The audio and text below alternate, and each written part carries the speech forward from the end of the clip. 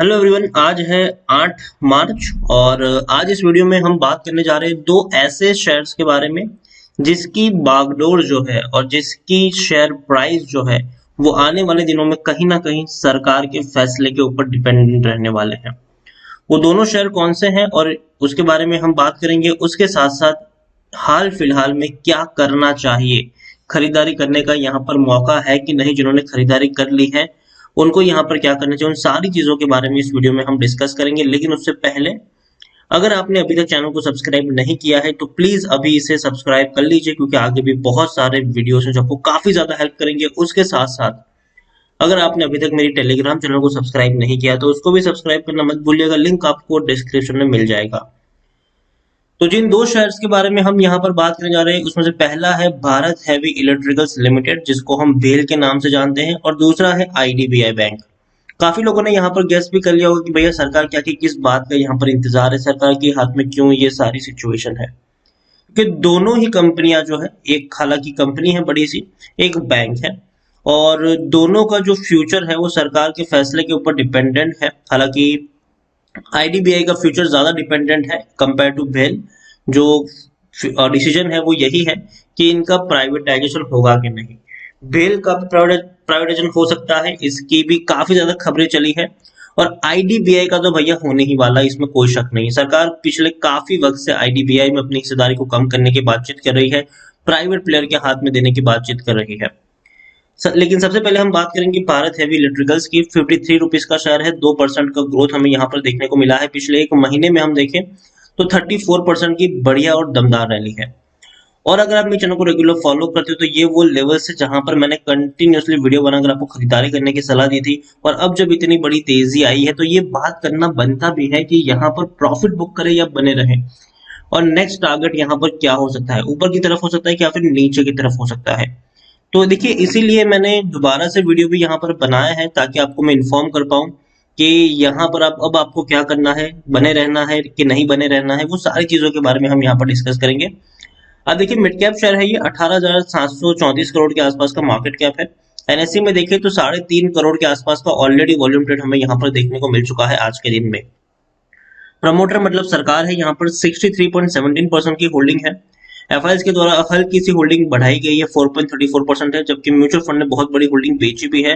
2.21% की holding mutual fund के पास है और 10.91% की होल्डिंग यहाँ पर इंश्योरेंस कंपनी ओन करती है। जैसे कि मैंने कहा कि सरकारी कंपनी तो भैया प्रेसिडेंट ऑफ इंडिया सबसे बड़े प्रमोटर है 63.17% की होल्डिंग के साथ, और एक भी शेयर उनका गिरवी नहीं है। हाईएस्ट पब्लिक शेयर होल्डर में एलआईसी देखने को मिल रहा है 10.07% की होल्डिंग के साथ, और इंडिविजुअल इन्वेस्टर होल्डिंग भी 15.84% के आसपास देखने को मिल रही है। 2019 में डिविडेंड पे किया था, उसके बाद डिविडेंड पे नहीं किया है कोरोना के चलते, लेकिन उम्मीद करते हैं कि इस बार दोबारा से कंपनी डिविडेंड पे करे।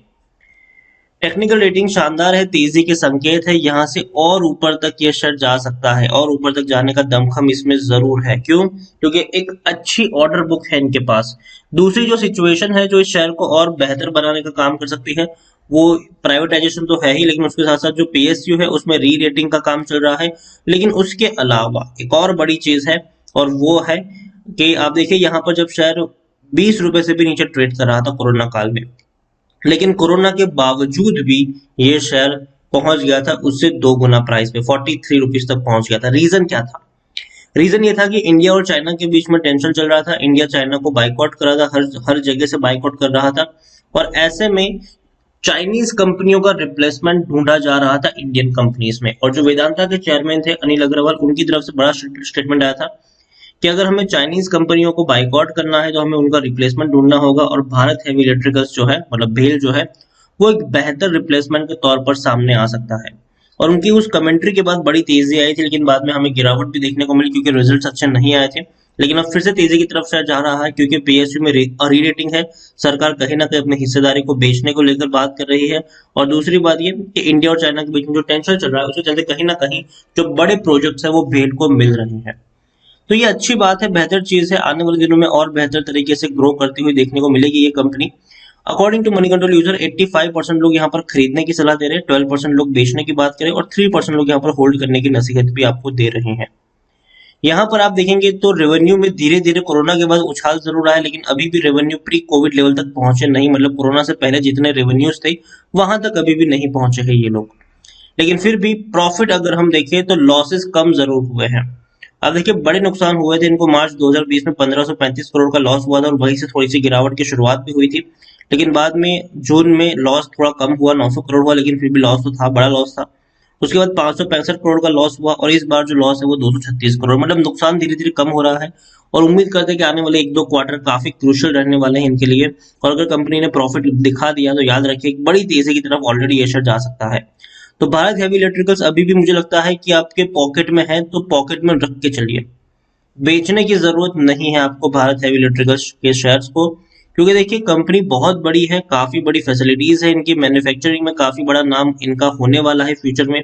और जिस तरीके से इंडिया जो बाइकआउट कर रहा है चाइना को, और आने वाले दिनों में इंडिया जो है वो मैन्युफैक्चरिंग के ऊपर भी काफी ज्यादा फोकस करने वाला है। और भारत हेवी इलेक्ट्रिकल्स एक बड़े प्लेयर के तौर पर उभर कर यहाँ पर निकल सकता है। और अगर सरकार इसको प्राइवेटाइज नहीं भी करती है तो खुद से भी इसको चलाती है तो भी शेयर मुझे सस्ता लग रहा है। और अभी भी जैसे कि जब शेयर काफी कम प्राइस पे था तब मैंने 50 रुपए का टारगेट दिया था, अब जब अचीव हो चुका है तो मुझे लगता है कि शॉर्ट टर्म में 60 रुपए तक पहुंचना चाहिए। और एक बार 60 रुपए का टारगेट ब्रीच होगा तो ये 70-75 के लेवल तक भी जाने का दमखम रखता है, तो बने रहिए यहाँ पर। इसलिए मैं दोबारा भी वीडियो बनाता हूं कि आप यहाँ पर ये मत सोचिए कि आपने 25 रुपए पर खरीदारी की है, प्रॉफिट मिल चुका है तो अब मैं बेच दूं। यहाँ पर नहीं, आप चाहे तो अभी भी यहाँ पर बने रह सकते हैं। तेजी यहाँ पर आने वाली है, तेजी बरकरार रहेगी और अच्छी खासी रैली आपको देखने को मिलने वाली है। तो बने रहिए। और खरीदारी अगर आपको फ्रेश खरीदारी भी करनी है तो कर सकते हो, लेकिन हाँ टुकड़ों में खरीदारी करना, क्योंकि ऑलरेडी काफी बड़ी तेजी यहाँ पर आ चुकी है तो थोड़ी सी प्रॉफिट बुकिंग भी आ सकती है। तो अगर आप खरीदारी भी करते हो तो टुकड़ों में खरीदारी करो तो ज्यादा बेहतर होगा, मतलब 1000 खरीदो तो पहले 200 शेयर खरीदो, फिर वेट करो गिरावट है और क्वांटिटी ऐड करो, वेट करो गिरावट है और क्वांटिटी ऐड करो। इस तरीके से आप यहाँ पर प्ले करेंगे तो ज्यादा बेहतर होगा।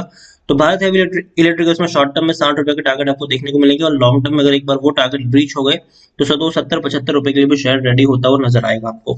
तो बने रहिए। तो ये तो हुई भारत हेवी इलेक्ट्रिकल्स की बात। अब बात करते हैं आईडीबीआई बैंक की। 36 रुपए का ये शेयर है। आज नाम मात्र की तेजी आई है, लेकिन हाँ शुरुआती दौर में अच्छी रैली थी, बाद में थोड़ा थोड़ा नीचे ये शेयर जरूर आया, लेकिन अभी भी 1% का ग्रोथ जरूर है। एक महीने में अगर हम देखें तो एक महीने में ये वो शेयर जिसने एक झटके में तेजी दिखाई थी, लेकिन अब थोड़ा बहुत स्टेबल होता हुआ नजर आया, थोड़ा बहुत संभल रहा है। 24% का ग्रोथ है एक महीने में, 28 रुपए से उठकर ऊपर पहुंचा, गिरावट आई, तेजी आई, गिरावट आई। एक साल की अगर हम बात करेंगे तो पिछले एक साल में सिर्फ 35% का ग्रोथ है। कोरोना के वक्त 17 रुपए तक शायद उड़ा जरूर था, और लेकिन उसके बाद एक बड़ी तेजी आई थी जो इसको 53 रुपीज तक लेके गई। लेकिन वो रीजन भी ये था इस बड़ी तेजी का कि सरकार ने प्राइवेटाइजेशन को लेकर बातचीत छेड़ी थी और कहा था कि आईडीबीआई को बहुत जल्दी प्राइवेटाइज किया जाएगा, लेकिन बाद में कुछ प्रोग्रेस हुई नहीं उस दिशा में। और इसीलिए शेयर में आपको हल्की हल्की गिरावट नजर आई और बाद में शेयर टूटकर बिखर गया, 28 रुपए तक भी, 26 रुपए तक भी पहुंच गया। लेकिन उसके बाद फिर से तेजी की तरफ बढ़ रहा है, क्योंकि फिर से अब प्राइवेटाइजेशन की बात लगाई जा रही है। और जो लेटेस्ट अपडेट आ रही है वो यही है कि नीति आयोग ने एक ड्राफ्ट तैयार कर लिया गया है, और नीति आयोग के द्वारा, और बहुत सारी कंपनियों का नाम है पहले ड्राफ्ट में जिसको प्राइवेटाइज करने की बात होगी, मतलब जिसमें हिस्सा बेचने की बात होगी। और उम्मीद है कि वहां आईडीबीआई बैंक का भी नाम होगा और इवन भारत हेवी इलेक्ट्रिकल्स का भी नाम हो सकता है, ठीक है।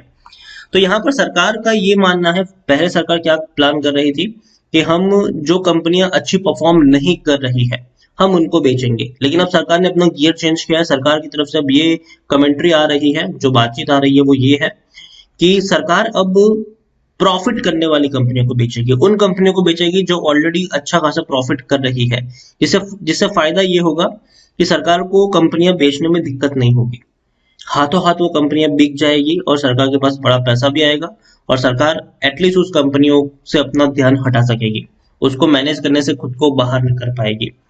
तो वैसी कंपनियां बेची जाएगी। और पहले ड्राफ्ट में काफी सारी कंपनियों के नाम बताए जा रहे हैं, लेकिन उसमें से कई सारी कंपनियां, जिसमें से बीएमएल भी एक नाम है और आईडीबीआई बैंक भी एक नाम यहाँ पर हो सकता है फ्यूचर के लिए। तो आईडीबीआई बैंक में तेजी की वजह यही है, दोबारा जो तेजी लौटी है उसकी वजह सिंपल है कि भैया प्राइवेटाइजेशन हो सकता है, प्राइवेट प्लेयर के हाथ में जा सकता है। लार्ज कैप शेयर है, तकरीबन 40,000 करोड़ के आसपास का इसका मार्केट कैप है। एनएससी में देखने जाए तो 1.5 करोड़ के आसपास का इसका वॉल्यूम ट्रेड देखने को मिल रहा है। शेयर होल्डिंग की मैं बात करूं तो 94.71% की होल्डिंग है प्रमोटर के पास, और प्रमोटर यहाँ पर कौन है, एलआईसी है। 49.24% की एक बहुत बड़ी होल्डिंग LIC ओन करती है और एक भी शेयर गिरवी नहीं है इनका। 6 म्यूचुअल फंड स्कीम्स और 10 FIs का पैसा लगा हुआ है यहाँ पर। और अगर हम एक और चीज देखें तो टेक्निकल रेटिंग अभी भी शानदार है, तेजी के संकेत है, बड़ी तेजी आ सकती है। और PSUs में अभी भैया बहुत बड़ी लहर चल रही है। कोई भी PSU शेयर उठा के देख लो, ज्यादातर PSU शेयर्स में बड़ी बड़ी तेजी देखने को मिली है पिछले एक महीने में। सारे PSU शेयर एक झटके में रॉकेट बने हुए हैं, क्योंकि कौन सी कंपनी का नाम होगा लिस्ट में, ये देखने वाली बात है। जिसका नाम होगा उसके शेयर्स में तेजी आएगी, जिसका नाम नहीं होगा उसके शेयर में आपको शॉर्ट टर्म के लिए गिरावट भी देखने को मिल सकती है। तो ये बात भी आप यहाँ पर ध्यान जरूर रख लीजिएगा। According to Moneycontrol user 84% लोग खरीदने की सलाह दे रहे हैं, 11% लोग बेचने की बात कर रहे हैं, 5% लोग होल्ड करने की नसीहत दे रहे हैं।